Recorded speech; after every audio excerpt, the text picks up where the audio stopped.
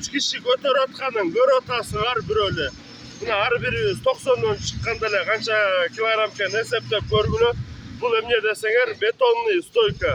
Жана качествосы башка жерлердики жакпай атса, мына Челпектин кырманында ушундай мощный стойка жасалат. Мында көрдүңүз 3 киши чыкканда спокойно сынбайт. Бул менен өткөндө машина чыгып да испытания кылып көргөнбүз.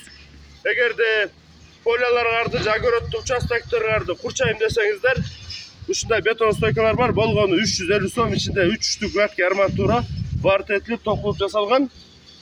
Челпектин кырманына келиңиздер. Рыскелди брат, Рыскелди таза кыргыз. Каракол шаарында момундай бетон газыктарын чыгарат, момундай темир торчолорун чыгарат, жана ошондой эле дыйкандарга, жер иштеткендерге ушундай калап, коргоп, жерлерди иштетип, ушинтип жакшынакай кылып клубника өстүргөнгө, шарт түзгөнгө берет. Өтүп барат эле случайно көрүп калдым. Силерге да сунуштайм, мына өзүм келип кармап көрүп атам. Чындыгында бетон газыктар булар мындай сонун нерсе экен да. Телефон номерин калтырып коем, аккаунтун калтырып коем. Кимге керек болсо, Рыскелди мырзага, таза кыргыз Рыскелдиге кайрылыңыздар.